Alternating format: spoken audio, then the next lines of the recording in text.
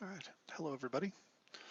Welcome to our December 2015 Hangout, tentatively subtitled The 2.3 Awakens. We're doing a preview of pfSense 2.3 this month. Because this is more of an overview of 2.3, we're going to be taking it a little bit more informally. I've got some slides and things, but mostly I'll end up, just doing a tour of the GUI. So if you have any questions about 2.3 that aren't covered in the slides, or if there's any particular area of the 2.3 GUI you want to see when it comes time for that, just drop it in the chat and let me know. Um, obviously we're starting with some project news and things. We're going to go over the operating system improvements in 2.3, how we've changed the build system, the package system, update management, and the GUI. Some obsolete things we took out, some other notable changes that we've made, some things that we haven't gotten to yet, but we're going to get to before release. And we're going to take a tour of the new GUI, and we'll should have plenty of time for some Q&A at the end about 2.3.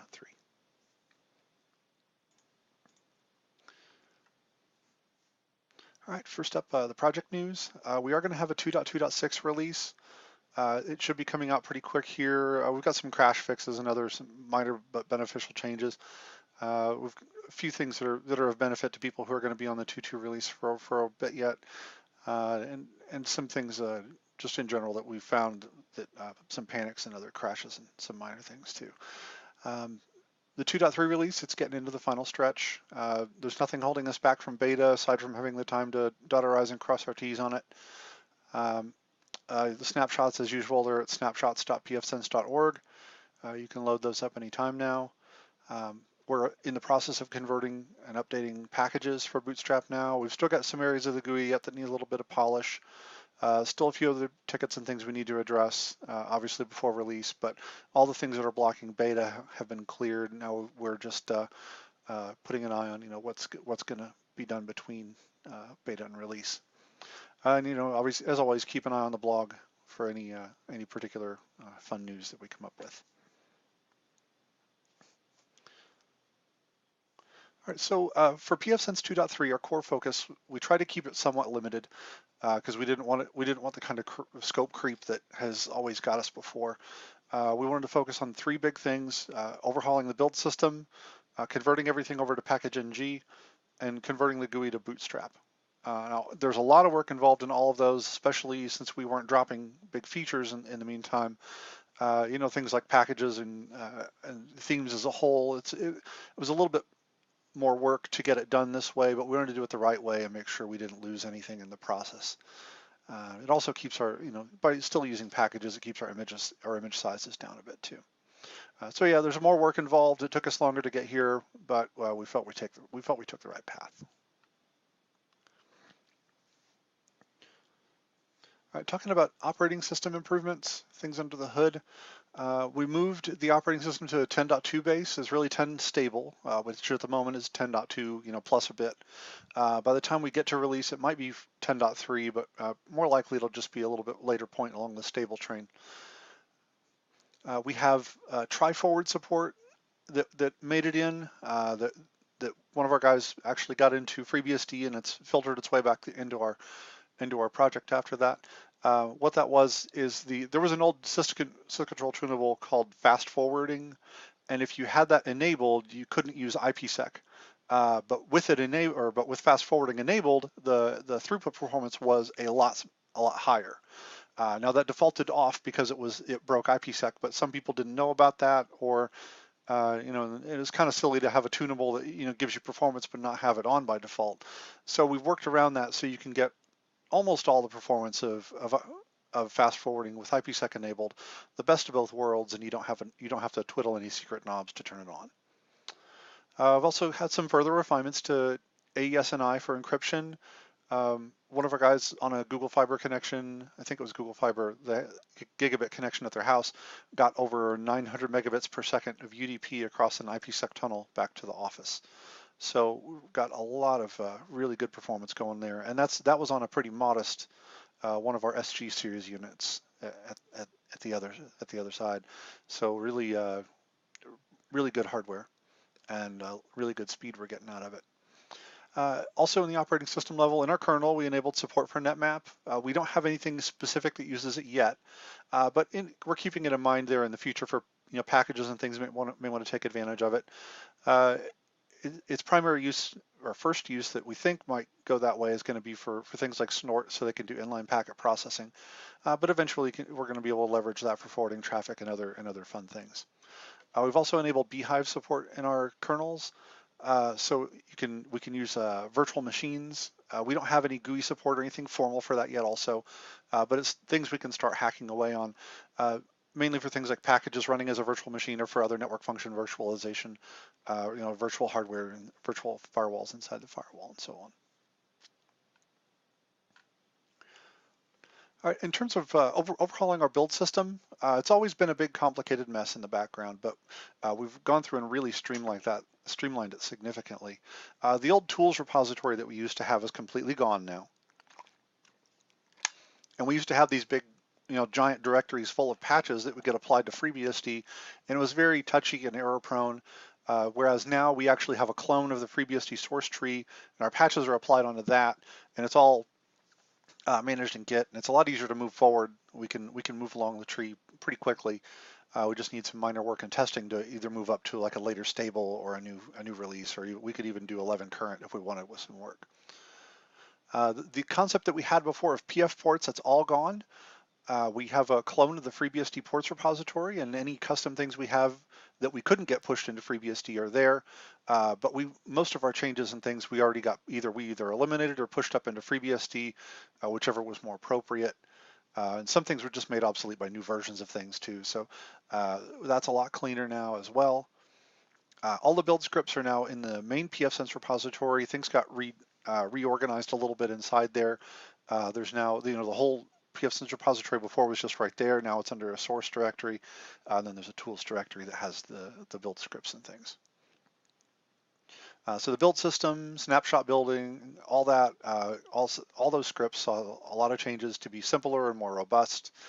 The build system entirely, the setup is largely automated and scripted. There's not as much to go wrong there.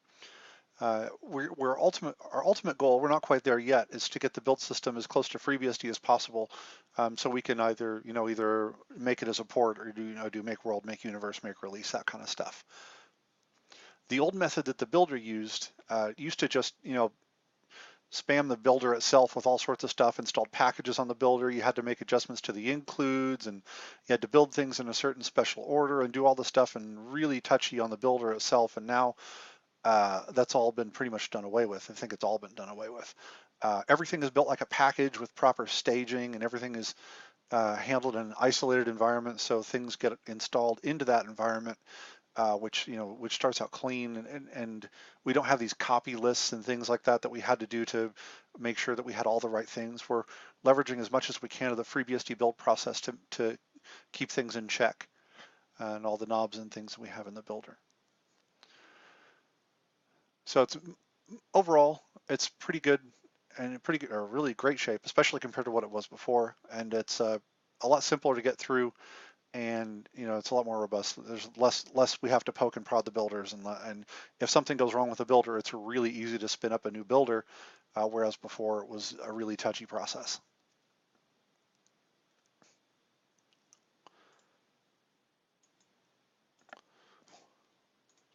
All right, we also have quite a bit of changes we've made to our package system. We used to have for 2.1 and 2.2, we had the PBI-based packages, which were good in theory, but it's kind of suffered from some bit rot because they've been dropped upstream from where we got them.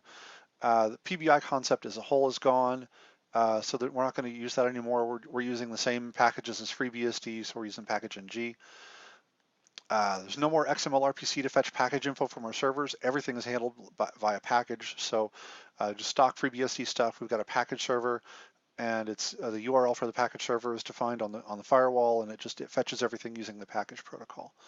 The package server really just serves up metadata and tells it where to fetch files and things. Once you have the files, now there's no more need for communication between the servers during package install like before. The old method was, when you went in the GUI, it would load the manifest and everything from the pfSense server to tell you what packages were there. When you selected a package, it would fetch the file listed in the manifest, which listed further files, and there was a lot of fetching of things and installing of things remotely, talking back and forth with our servers the whole time. That's all been done away with. Things are now as proper FreeBSD packages. The install process and everything is isolated, so you just have these basically tarbals, or TXZ instead of TBZ or TGZ, and they come through and you just have the individual files for the packages. And once you have those files, you can take those files and install them offline if you have to. It's really, really slick how everything works now. The packages in our ports tree are very similar to FreeBSD ports, with the addition of our little tweaks that we have to the installation process to run things through our package system. And everything is in the FreeBSD ports layout. We've got all this documented up on the wiki. There's a forum thread here, last item on this page, that tells you, that can point you to more documentation for how the packages are laid out if you want to help with development. Because the package is split into this new repository, they're over here in our FreeBSD ports clone now. They're not in the old shared repository where everything coexisted with all these old versions and things. So because of that split, we're able to pull out a lot of old code that was trying to maintain backward compatibility for all these old versions of packages, and it's just not necessary anymore. So the code for the packages is going to be a lot cleaner, a lot easier to maintain. So, and the packages are rebuilt automatically by the Poudriere building system, also from FreeBSD. So if a change is made to a package and the version gets bumped in the make file, sometime during the hour, the package system will pick that up, say, oh, I need to rebuild this, build a new one, and then it will build a new package, and then it will be available shortly for everybody. Also, because all these packages are going to be a consistent set, there's not going to be any more mismatched dependencies. Before, if we had two different packages that say wanted to install Perl and they were built at different times, they would end up with maybe different revisions of Perl or different options and things built in different locations, and it was just a big globby mess. And this is going to make it a lot better for everybody. I already mentioned the offline installation. Also, we have a package search in the GUI now. So if you look, I'll show you that during the tour. When you go to the package list, you can type in a search term. It'll filter the list, which is pretty slick. Update management was overhauled too. We're not going to have any more full slice or full update upgrades. They were basically a big tarball that would just overwrite the whole system, or a whole disk image that would overwrite half of NanoBSD. We'll still have those for the 2.3 release, so you can get from an old release up to 2.3. From there beyond, it'll be all done by package. The base system, the kernel, everything is a package. It's all handled very consistently.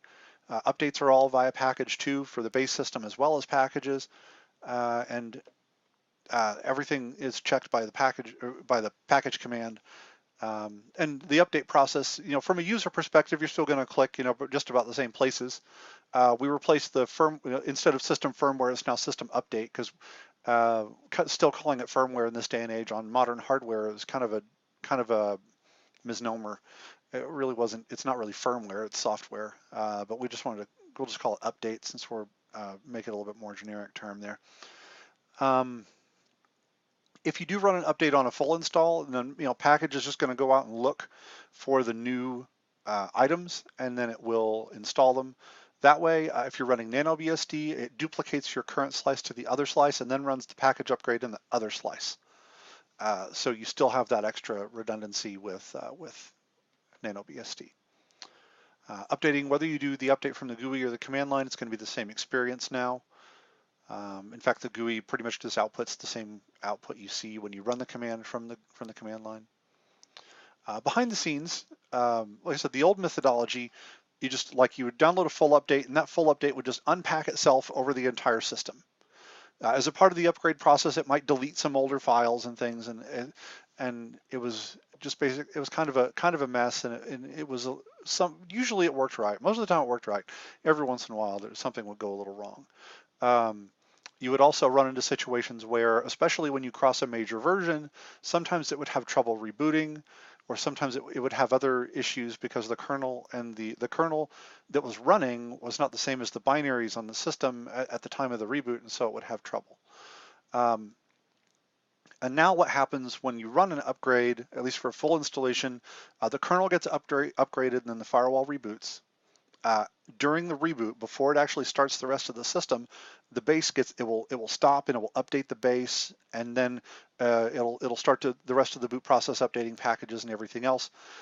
Which is a lot closer to the FreeBSD suggested update style, where normally if you're familiar with that, you make and install your kernel, you make world, you make your kernel, you install the kernel, you're supposed to reboot into single user mode, then run install world, and then move on from there.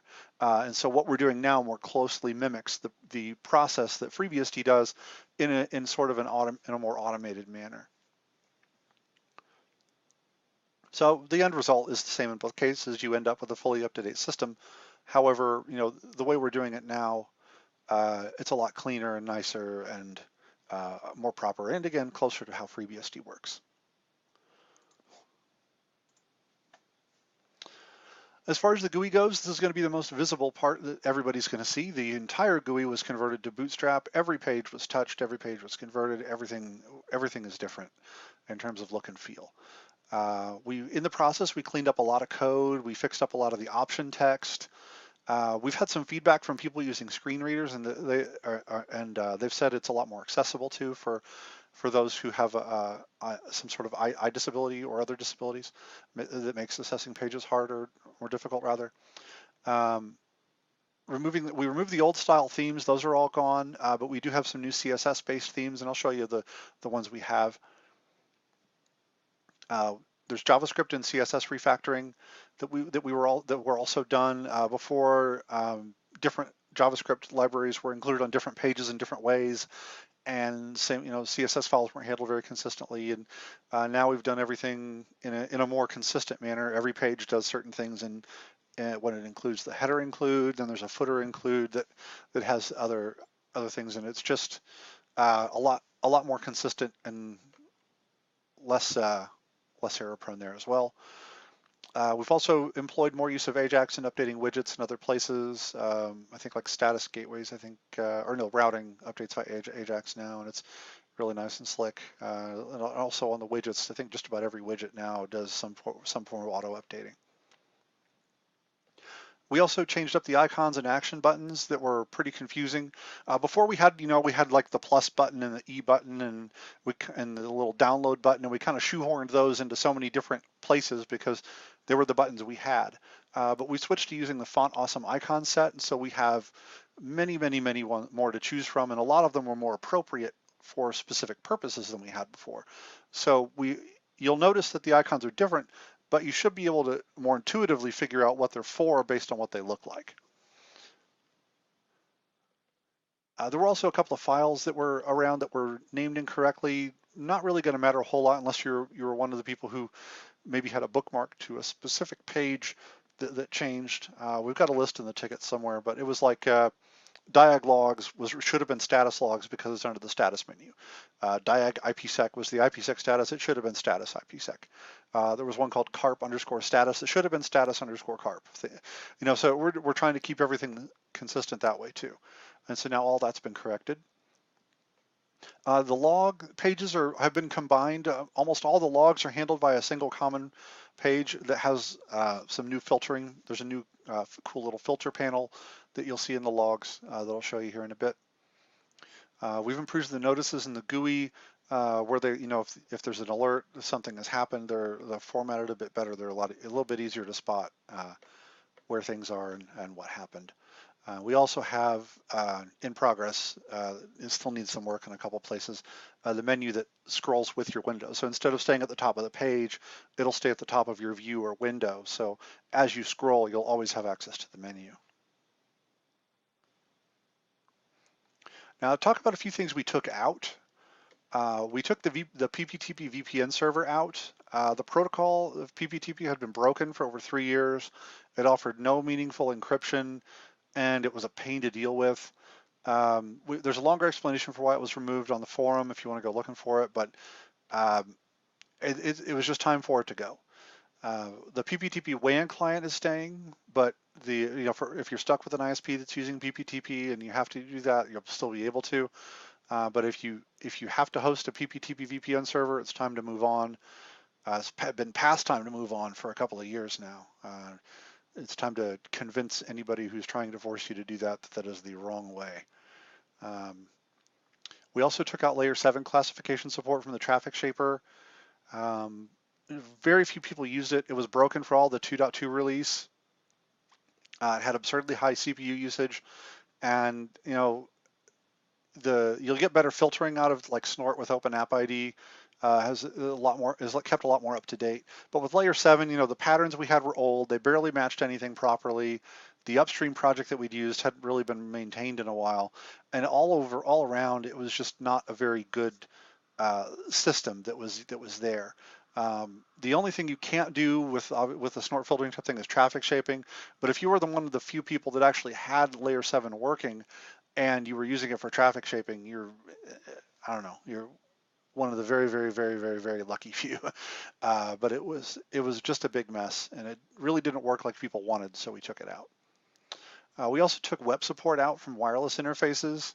That also hasn't been secure for a long time, and there's really nothing out there in common use that still uses it, except for maybe like a Nintendo DS, not the 3DS, but the older DS units. I know there's still a lot of those floating around, but most other devices that only support WEP have been come and gone. But if you still need that, you can use an external access point that might still support it, but we felt as a security product, it didn't behoove us to have things that were insecure. Along those same lines, we also took out single DES support from the IPsec GUI. It shouldn't be used. It's not secure. Now, this is not triple DES. 3DES is still there, and that's fine. This is just single DES. So very, very, very unlikely anybody was still using that. Worst comes to worst, it was just it's just a couple lines to add that back in if somebody really, really, really needs it. But we wanted to take it out just to discourage its use, and it really shouldn't be used. It shouldn't have been used for a long time. We also took out support for FIFO log, which was something that I don't think anybody ever actually used.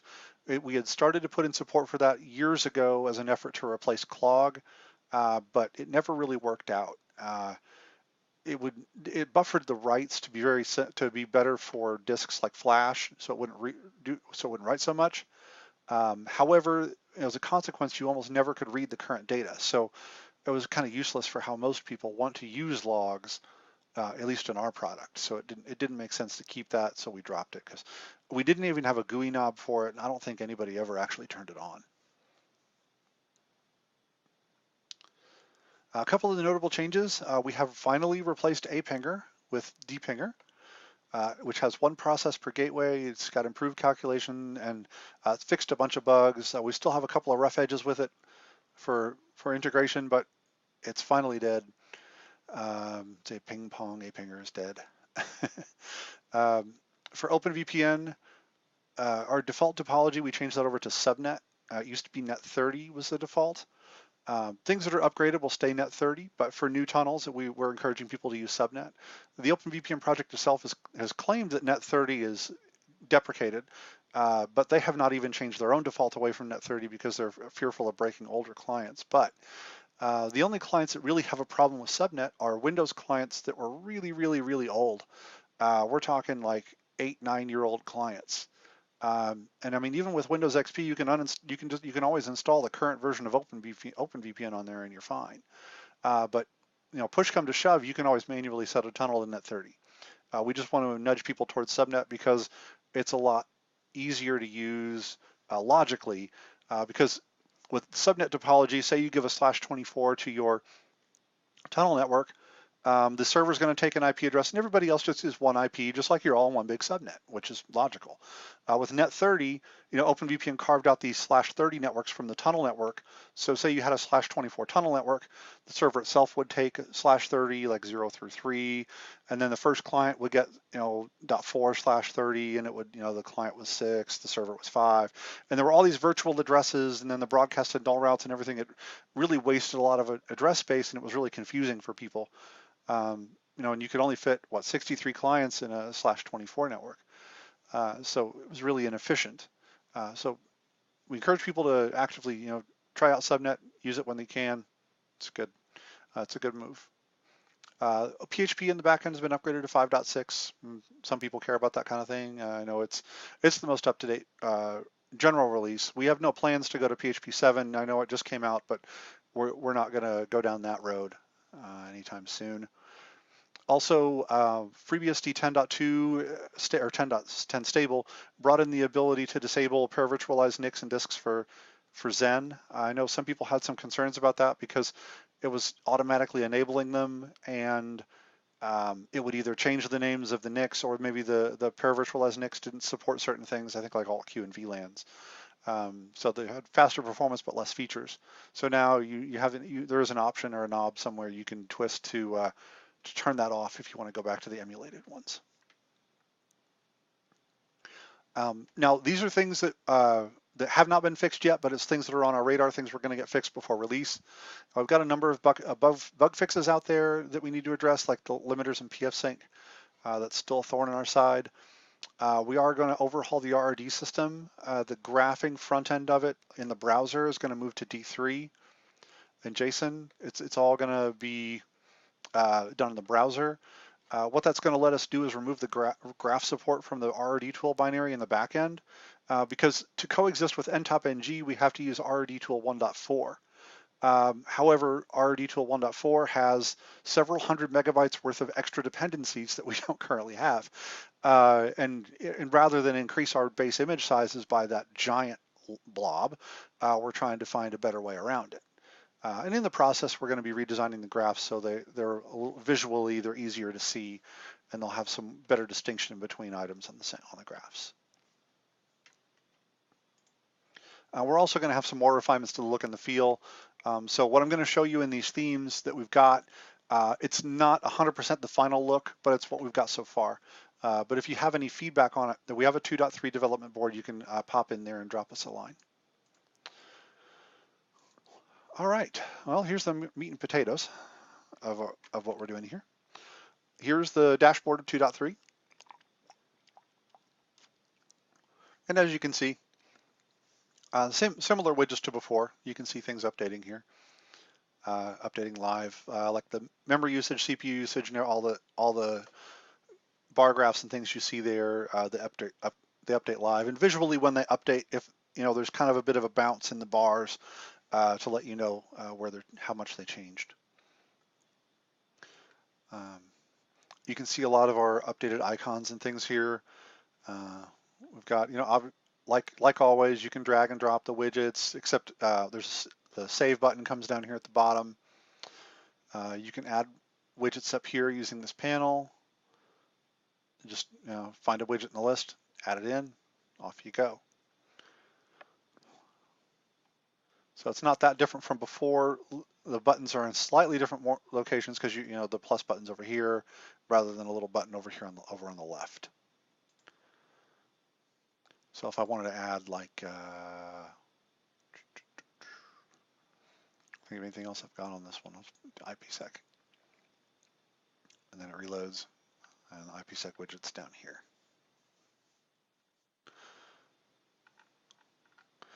And the theme, like up here on the menus now too, you'll notice on this one I have it set so the menu's always following me. And the menus up here are click to open rather than hover to open, which is a little bit easier for touch to deal with. The theme is responsive. As you'll see, as I shrink it, the widgets will get narrower a bit, and the menu switches to what they call the hamburger style in a single row of widgets when it gets slower. So if you're on a mobile device, you'll see something like that happening, and you click this menu up here, and then you get the menus that way. And if I go out here, there we go. Now this is the light theme, the normal theme here. We also have a dark theme for those who like a darker background with lighter text. These are just the first two we've got. I don't know how many more we might have out there, by the time release comes around.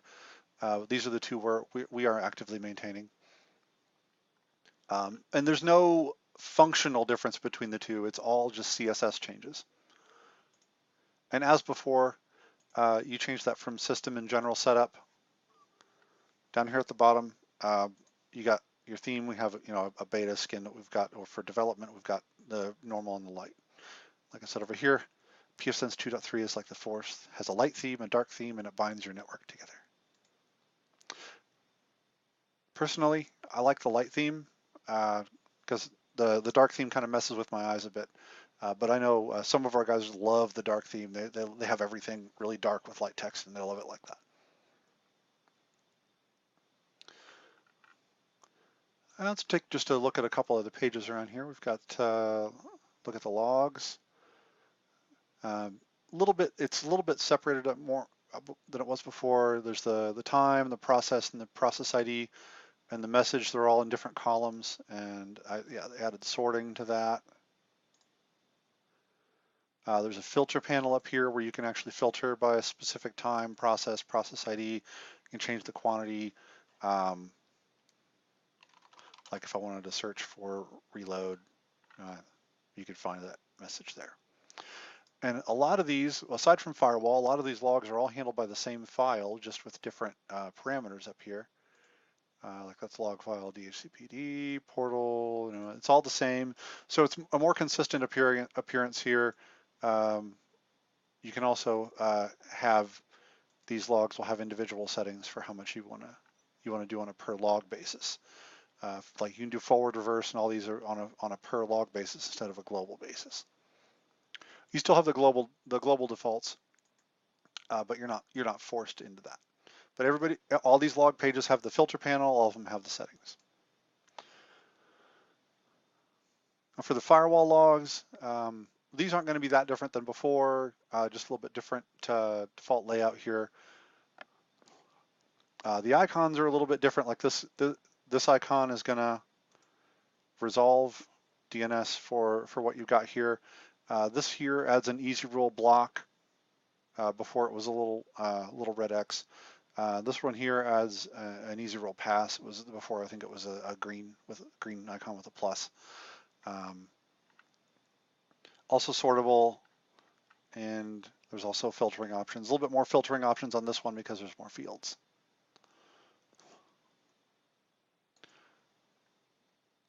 And over here on the summary view under firewalls, you can see some of our new pie charts. I think these are using D3 as well. So just a different JavaScript pie charting library.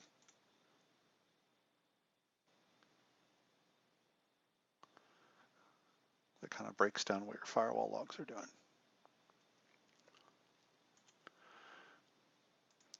So let's take a look at the firewall rules. And first things you'll notice, obviously the format's a bit different. And this is also still in flux. I know there's a newer version floating around that has the vertical bars as well to make it the different fields a little bit easier to separate. You'll have your pass and block indicators over here on the left. The pencil edits, these 2 pages copy, this little block thing disables that rule, and then you can delete.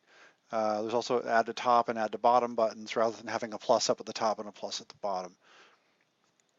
The save button is because we can now have drag and drop reordering of rules that actually works. So you can drag and drop these around and hit save to store the order.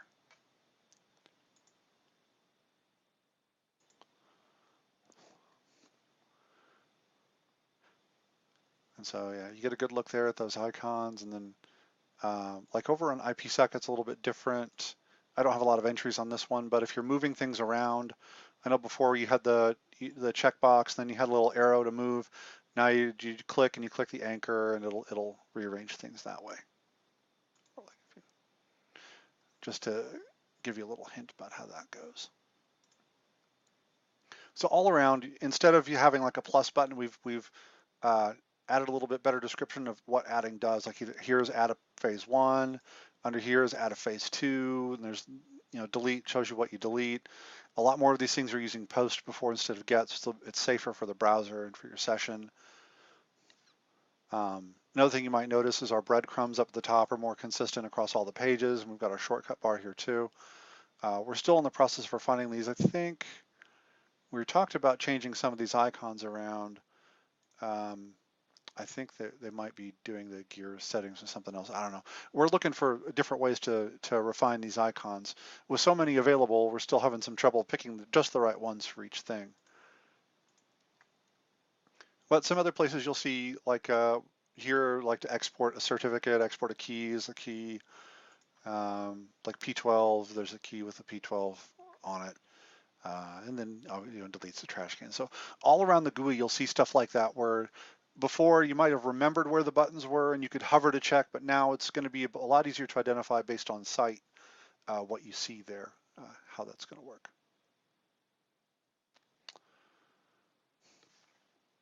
Another good fun thing, like on IPsec VPNs here and some other places, is this little info button down here at the bottom. Sometimes we had a big blocks of text at the bottom of a page. It's still there. We've just collapsed it behind the little info button for a hint or help. And you'll see that in a lot of different places around. I was trying to think of a few other places that might have one, but you'll see those in different places. If you see one, click it, you'll get a little info box that pops out with more info. And there's always the help button up here in the shortcut bar that takes you to like a wiki docs for that particular page. Now here on packages, changes here too, obviously. This is the packages I already have installed. Trash can removes, little refresh icon, little 2 arrows to reinstall. It takes you to the packages information page. The package descriptions also shows you the dependencies for a package. So those are the binaries that come along with it. If we come over here to the available packages tab, you'll see there's not a plus button anymore. It actually says install. So it's a little bit more clear what you're doing. And if we want to search for something like squid, we just type squid and filters the list so it only shows you packages that match squid. And you can search in either the name or the description or both, or either rather. And you can easily see at a glance that this version number here is our package version. And the dependencies will list the binary version that comes with it. Like this says squid 047, but you can see here you're getting squid 359.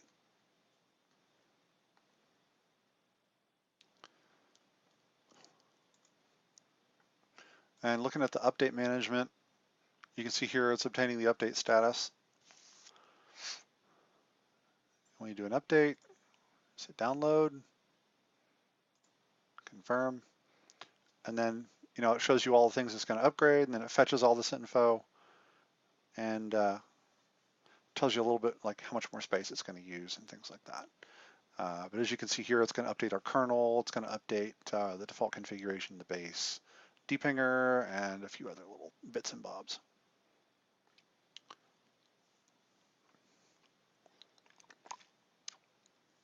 While this is running, if there's anything in particular, other pages you want to see, go ahead and speak up and let me know, or if you have any questions.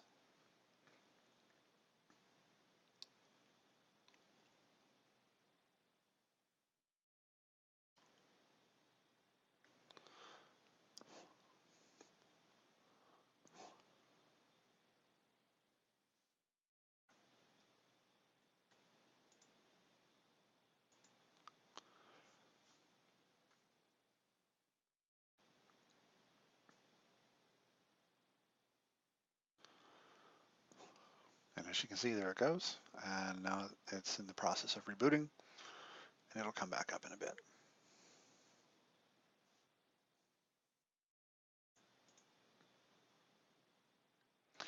I don't have a system with Captive Portal on that. I can show you the Captive Portal settings, but in terms of from a user perspective, that's not going to look any different because that was all just HTML. But here's Captive Portal. I don't have a portal on this one. Let's just call it blah zone.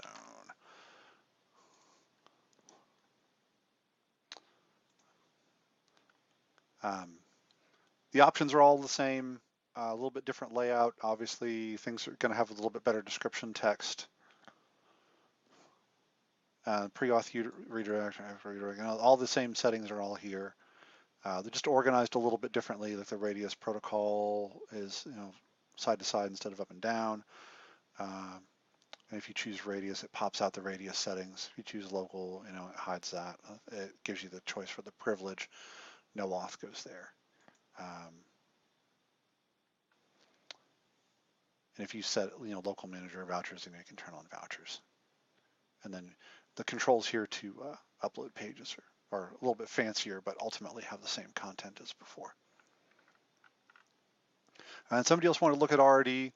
That at the moment is going to be practically the same as before, just a little bit different views here. The D3 stuff we don't have done yet. That's in progress. It'll happen sometime between beta and release.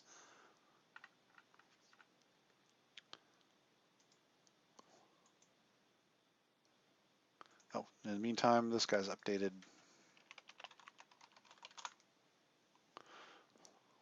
Now he's on the latest snapshot.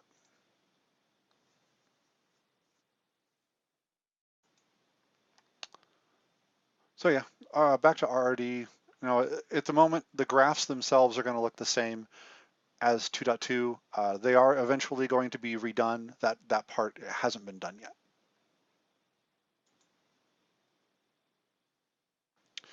Let's see, is it possible to install FreeBSD packages not integrated into the pfSense GUI? That is something that at the moment is not defined because we have our own package repository separate from FreeBSD. Installing something from theirs might install some sort of conflicting dependency or a different version of something that's not right.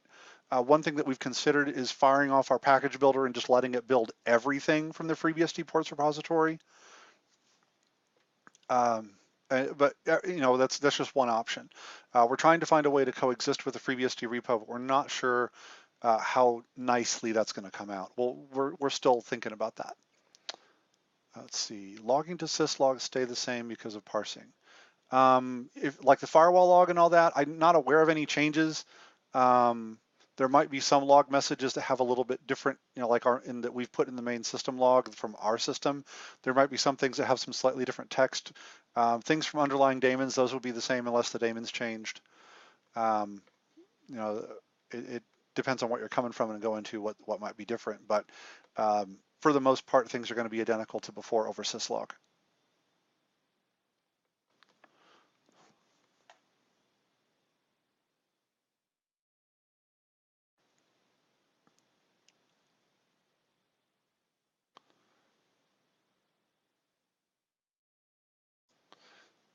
While I'm waiting on more people to come through here, something else to just talk about. As far as where we're going after 2.3, we are planning a 2.4 release. It hasn't really been defined what's going to be in that yet. There is going to the 3.0 release. There's a blog post several months ago about what our plan is for that. And unless you have any more questions, got some other things. Squid 3 support. As when I was in that package list, it was the only Squid package we have is Squid 3, because you can't even build Squid 2 anymore. So it's going to be Squid 3.5. The Squid package itself has been, I think, cleaned up a little bit. There's some other changes coming for that as well, if I remember right from the maintainer or the person who's been working on it lately. They were hoping to get some more stuff cleaned up for it. And split out. I think there were some plans to split out the antivirus scanning into a separate package, so that multiple things could pull in the same ClamAV package, rather than having multiple packages that try to install the same stuff. But that's something we're working on. But yeah, if you look in the packages on here right now, packages under here. It's not called Squid 3 here in the package name, but it is Squid 3.5. It's the only Squid package we've got. All right. Anybody else have anything they want to look at? Or any other questions you've got?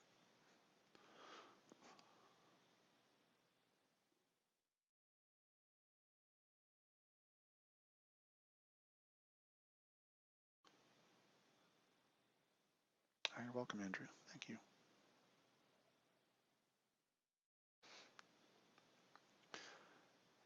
Yeah, thanks, Jeremy. Yeah, it's looking really great. A lot newer look, and in some places it's a lot cleaner, a little bit easier to look at, and we're still working on it too. So we'll have some more things to show off before release. But I don't know if we'll probably, this will be, obviously this preview is coming before the beta, but between the beta and the release, it'll probably look just a smidge different here and there.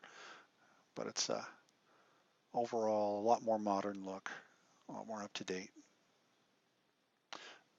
Support for ALEX systems. Yes, we're still going to have those. Actually, this one here is an ALEX. I just didn't. I had it up, but I didn't actually get over to that tab yet. But it's there. There is an upgrade option. You will be able to come from a 2.2 release up to 2.3, or any prior release up to 2.3. We are going to have the full update tarballs and NanoBSD slice upgrades available. They'll be there, so you can come from the older releases to 2.3. It's from 2.3 on that it's going to be packaged. Sure, you can do it clean if you want. It's a matter of preference. I'm on the things that I've got running here on my test systems, I'm about 50-50. I've got a couple of VMs that I've installed clean, and like that ALEX and the APU that I've got over there, they were upgraded from 2.2. In the long road, I haven't noticed any quirks coming from 2.2 up to 2.3. That's not to say there won't be any, but personally, I haven't seen any issues with it. So recommendations may change by the time the release comes around, but at the moment, I don't see any problem upgrading.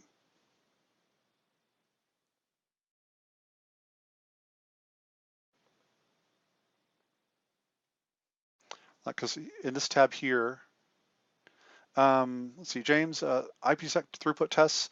The last I heard, somebody saw, I said that earlier, about 900 megabits per second with AES-NI and UDP traffic.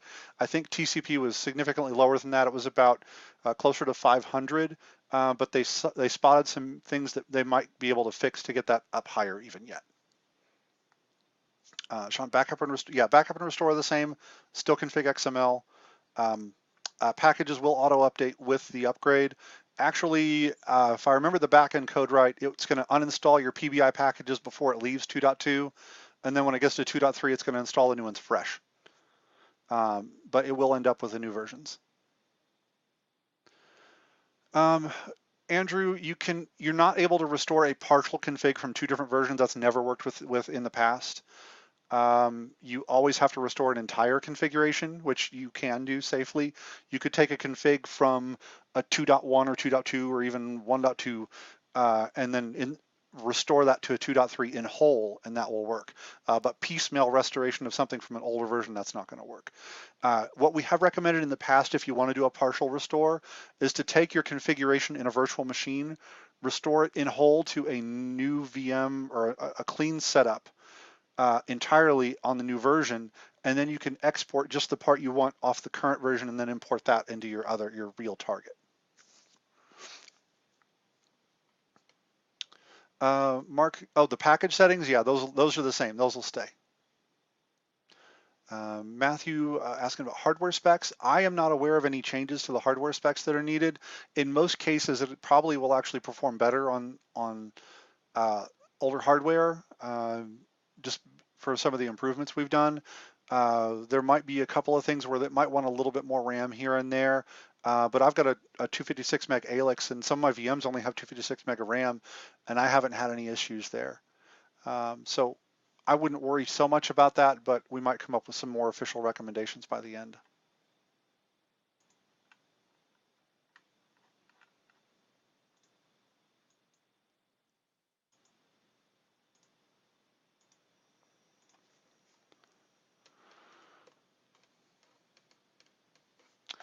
I was going to show you, well, if we're waiting on other people to type. This one here, it's an ALEX running NanoBSD.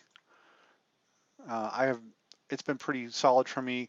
Looking at your interfaces widget, you'll see the icons are a little bit different, like this wireless here has more of a wireless icon. And you'll see like PPP connections have one looks like a modem, and it's we tried to make things a little prettier that way too. Like here's an APU that I intentionally knocked down the thresholds for the thermal sensors widget so you could see the red. Obviously, that's actually a really good temperature for an APU.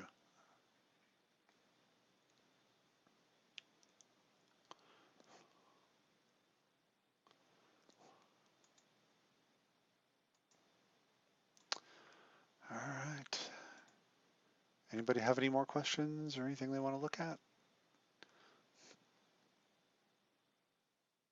I'll just click around here for a moment or two and show you what some of the things look like in the dark theme versus the light.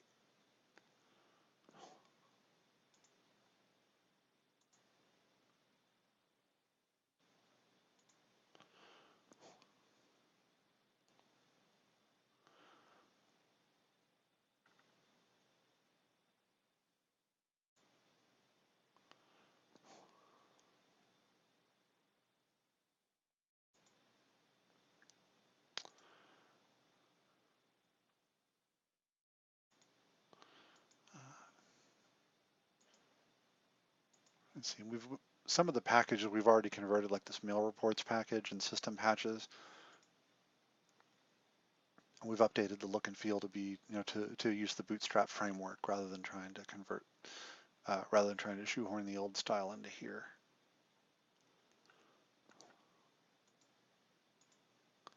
We've also improved things here and there for, like the cron package was pretty Spartan before, and what it showed you, we've beefed up the different descriptions and such.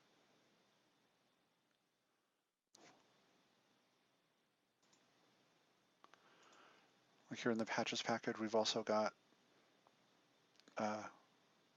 prettier buttons rather than with icons instead of just the text as well. Okay, let's see some more questions here. Intel 4-port NICs have better built-in support. Probably, but that would be up to the FreeBSD driver. If I don't think we've imported anything newer than what's in FreeBSD 10 stable. So if the support for that NIC is improved in FreeBSD 10 stable, then yeah. Loading a big state table will be faster. Also, I'm not sure how much would change in that area. I'm not sure. In the GUI, it might. I don't know if the code for processing that has changed. I'm not sure we've actually run any profiling on it like that, but you can. It might be faster ultimately because the backend code might be a bit faster, but I don't know. It might depend on how fast your browser renders it too. See, are there more config wizards? No, we haven't added any more wizards yet. We've got, or at least to the regular edition, we've just got the OpenVPN wizard, Traffic Shaper wizard, and the original setup wizard. Those are the three main ones.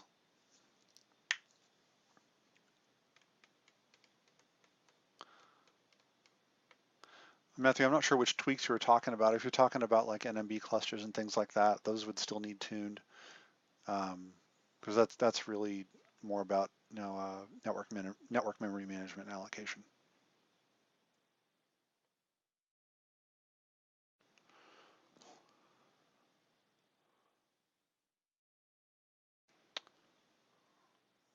Anything else?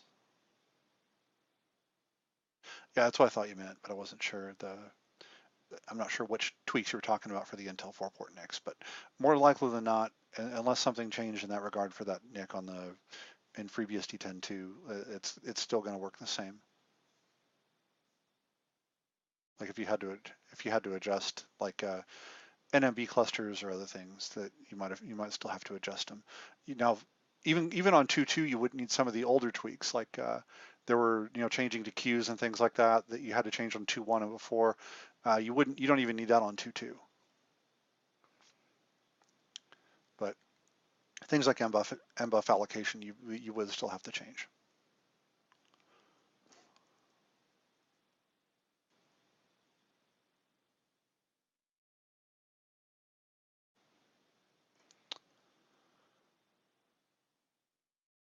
All right, so I think that we got to a pretty good stopping point here.